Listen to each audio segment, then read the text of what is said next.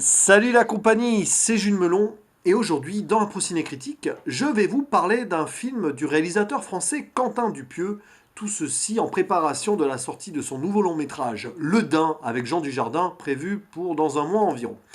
J'avais déjà parlé de pas mal de films de Dupieux l'année dernière, avant la sortie donc de Au Poste, son film sorti l'année dernière, mais je n'avais pas mentionné le cas de Wrong Cops, donc sorti en 2013, puisqu'à l'époque je ne l'avais pas trouvé, donc je n'avais pas pu le découvrir. Je n'avais pas non plus parlé du film qui suivra, Réalité, parce que je l'avais vu avant le lancement de ma chaîne, mais il y a de fortes chances que j'ai envie de le revoir avant le Dain et que j'en parle ici, mais ça c'est pour plus tard.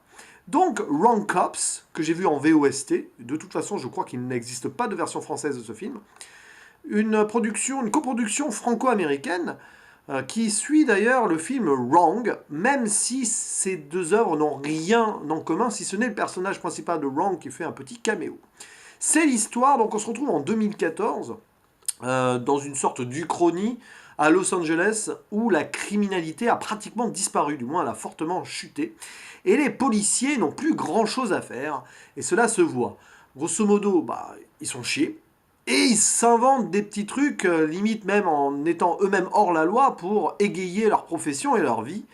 Et on va donc suivre plusieurs d'entre eux, dont le personnage principal, Duke, un dealer un petit peu raciste, homophobe, mélomane et pervers, donc il a pas mal de vices, on va donc suivre ses allées et venues avec certains de ses clients, où il va donc vendre de la weed cachée dans un rat, voilà, pour pas que ça soit détecté, machin. Et en plus, il va à un moment essayer de se débarrasser d'un corps d'un homme qui n'est pas vraiment mort, en plus, qui est à moitié mort, 75% mort, machin. Il va essayer de s'en débarrasser auprès d'un autre collègue un peu paumé, qui lui-même va être rattrapé par une histoire de photo dans une revue porno gay. Voilà, alors dit comme ça, c'est assez compliqué, mais en même temps, c'est un film de Quentin Dupieux. Et si vous ne connaissez pas ce réalisateur, il faut savoir que la plupart de ses films tournent autour de l'absurde, de la mise en abîme, d'une réalité un petit peu difficilement palpable. Et donc, forcément, raconter le synopsis d'un de ses longs métrages, c'est très très périlleux. Et encore, j'ai envie de dire que ce Wrong Cops n'est pas son œuvre la plus folle, même s'il y a beaucoup de scènes et beaucoup de personnages qui se croisent, s'entrecroisent avec des situations qui finissent d'ailleurs par se réunir pour former, on va dire, un tout majeur et une intrigue principale à peu près qui tient la route. Mais l'important dans un film de Dupieux, et donc y compris dans ce Wrong Cops, n'est pas dans la narration, n'est pas dans l'histoire en elle-même. C'est dans le travail des personnages et surtout on va dire quelques petits messages disséminés ici et là en forme de critique de la société actuelle. Et ici, on est en pleine critique de la société américaine quelque part, puisque Quentin Dupieux joue avec les codes non seulement du cinéma américain, mais underground, avec des films bas budget ou souvent un petit peu bâclés et tout, y compris dans sa réalisation d'ailleurs, parce que voilà, il y a des cuts pas forcément toujours bien sentis, mais c'est volontaire, vraiment, il réalise un peu ça à l'arrache, quoi, mais ça rentre dans le concept général, avec des zooms, des unzooms, des dézooms, donc je ne sais pas comment on dit en français dans le langage cinématographique, et on s'y perd un peu, mais c'est normal. En même temps, ici, on a une vraie réflexion donc sur la société globale, mais sur peut-être l'américanisation de celle-ci dans le monde, même si là on est aux États-Unis, donc entre Américains, donc finalement, est-ce que ça sort du contexte purement américain, j'en sais rien, puisque donc on y retrouve tous les stéréotypes du style la malbouffe, les dealers, les flics un petit peu véreux, ça voilà, on en a toujours eu dans les films, mais pas qu'américains d'ailleurs, voilà, des gens superficiels. Il y a une des flics, par exemple, qui veut récupérer une somme d'argent, sans révéler beaucoup de choses de l'intrigue en plus, pour se refaire le nez une troisième fois. Voilà, on est dans cette superficialité absolue des relations humaines, des parents pas forcément très attentionnés avec leurs enfants, etc., etc. Et donc ici, une police totalement décriée qui ne sert plus à rien et qui va elle-même, on va dire, contribuer à remettre en avant certains délits qui n'ont plus lieu. C'est un peu le paradoxe. Et évidemment, dans ce film, ce qu'on retient, c'est tous ces personnages tous aussi burlesques qu'intéressants, avec des acteurs plus ou moins connus. Ça aussi, c'est la force de Dupieux. Il va vous mélanger, il va vous fournir un casting totalement fou. On n'aurait jamais imaginé voir tous ces acteurs dans une même œuvre. Déjà, le personnage principal est campé par un certain Mark Burnham, qui n'a pas fait grand-chose. Il n'a même pas de page Wikipédia en anglais, c'est dire. Mais autour de lui, on a des trucs, enfin on a des gars qu'on n'aurait jamais imaginé voir ensemble. Eric Judor d'Eric et Ramsey, bon, il avait déjà fait jouer dans Steak. Et Marilyn Manson, oui, Marilyn Manson, le chanteur, voilà, de heavy, gothico, métallo, tout ce que vous voulez, qui n'a pas fait beaucoup, à mon avis, de rôle dans le cinéma. Je crois qu'il en a fait, il a dû faire d'autres films ou séries aussi, mais voilà, j'ai rien en tête. Et qui joue évidemment ici un personnage totalement à contre-emploi, parce que, bien sûr, Dupieux utilise des acteurs qu'on n'imaginerait pas dans un tel film, mais en plus, il les utilise dans des rôles improbables. Même Éric Judor, qui joue un policier borgne, qui fait de la techno et qui est persuadé de sortir le hit, un hit techno ultime, alors que malheureusement, il se fait un petit peu rembarrer à droite à gauche. Voilà, tout ça, bon, il y a d'autres acteurs, pour finir là-dessus, qui sont pas très connus, mais on a Ray Wise quand même, qui apparaît vers la fin du film, un gars qui a joué dans Twin Peaks, le père de Laura Palmer. Il y a John Lajoie. Alors John Lajoie, c'est un YouTuber comique que j'avais découvert il y a longtemps avec des vidéos assez drôles. Vous pouvez toujours les retrouver sur Internet. C'est les débuts de YouTube, ça.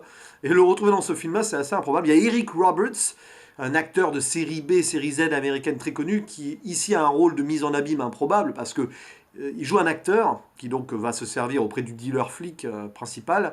Et il dit voilà, moi j'ai un rôle dans un film numérique, pas une grosse prod. Et c'est limite une mention que Dupieux dans ce scénario fait de son propre film. Il aime bien jouer avec ça aussi. Et de parler du film qui est en train de se dérouler dans le film qu'on est en train de voir. Il le fera encore plus profondément, notamment dans Réalité ensuite, qui est à ce jour toujours d'ailleurs mon Dupieux préféré. Ça changera peut-être avec le dent. Voilà, et d'autres acteurs et actrices qui seraient assez fastidieux d'énumérer, parce qu'il y a quand même pas mal de gens. Il y a aussi Kurt Fuller, par exemple, dans le rôle du producteur, un gars qu'on a vu dans Scary Movie, entre autres, qui a toujours eu des rôles assez improbables dans sa carrière d'ailleurs. Bref, l'histoire se déroule dans une sorte de pavillon américain, une petite ville et tout, voilà.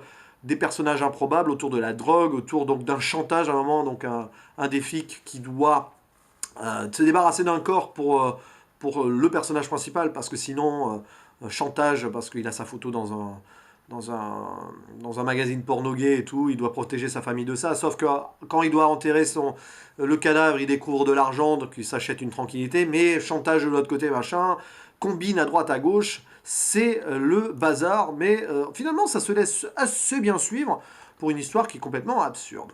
Et donc ces critiques de la société américaine, à un moment, je parlais de la malbouffe tout à l'heure, il y a une scène dans un resto type McDo, où on voit des gamins bouffer comme des porcs et dévisager un des personnages en mode un petit peu déconnecté de la réalité.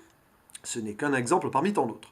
Et dans ce Wrong Cop, ce que j'ai aimé en plus finalement, parce que je l'ai bien aimé ce film, voilà, c'est le rôle de la musique. Parce que la musique est à la fois intra-diégétique, c'est-à-dire on l'entend, voilà, mais extra aussi, et toutes ces musiques ont été composées par un certain Mister Oiseau. Et ceux qui ne connaissent pas Mister Oiseau et Quentin Dupieux ignorent peut-être qu'il s'agit d'une seule et unique personne. Oui, parce que Dupieux, avant d'être réalisateur, était compositeur de musique électronique.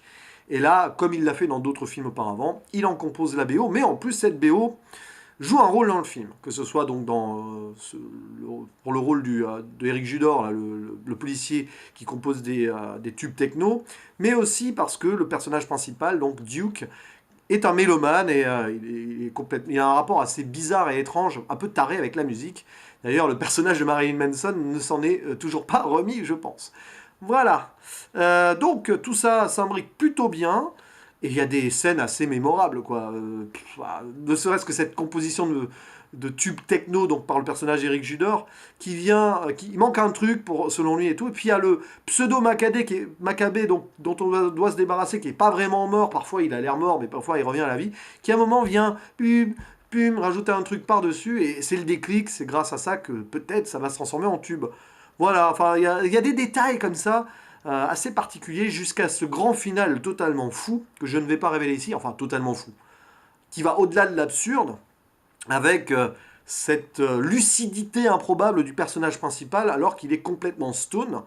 et c'est assez grotesque et cynique, je trouve, comme message final, c'est qu'en fait, les personnages, le personnage principal, complètement à côté de la plaque, comme tous les autres pendant toute l'histoire, a un moment de lucidité vers la fin, quand il est complètement arraché, quoi. Tout simplement.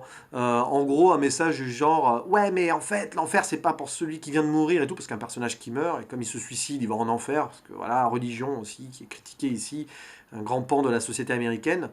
Et il dit non, non, non, lui, il est sauvé, l'enfer, c'est ici et tout, voilà. C'est un petit peu le message du film, parce qu'on est dans une sorte d'enfer improbable, de modernité, où les gens se font des crasses dans tous les sens, ne se respectent pas, et ne font que des choses illégales pour s'en sortir et combler le vide de leur vie. Voilà. Donc finalement, le titre est évident, Wrong Cops. Tous les flics sont wrong, sont des bad guys dans le film, corrompus par une société qui finalement les aurait libérés d'un fardeau, la criminalité, pour ne faire, pour au final ne faire d'eux que les nouveaux méchants de cette société. Voilà, c'est un peu particulier. Bref, en tout cas, c'est un film à voir, clairement. Je le considère. Alors, où le classer dans les Dupieux? Très bonne question. Réalité, toujours mon préféré. Dupieux, j'ai à peu près tout aimé de lui. J'ai eu un peu plus de mal avec Rubber, que j'avais vu à une époque où j'étais peut-être pas dedans. Il est vraiment, vraiment fou celui-là. Il est vraiment absurde à l'absolu, celui-ci. L'histoire d'un pneu, quand même. D'ailleurs, il y a une référence à Rubber dans ce film. À un moment, il y a des personnages qui regardent Rubber et qui se disent waouh, quel putain de film et tout. Voilà.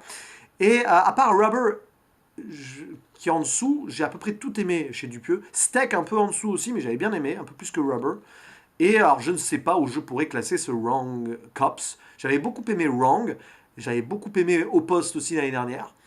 Maintenant, faire des classements, là, ça paraît très compliqué. Et puis il me reste à voir son premier court-métrage, donc court-moyen-métrage, on ne sait pas trop, non-film, qui sera peut-être une sorte de synthèse avant l'heure de tous les films qu'il fera par la suite, puisqu'apparemment c'est encore plus absurde et burlesque que le reste. Voilà, en tout cas, tout ça pour dire que j'ai très hâte de la sortie donc, de son prochain travail, Le Daim avec Jean Dujardin. Beaucoup de daim là-dedans, non? C'est dingue. Allez, à la prochaine. Ciao.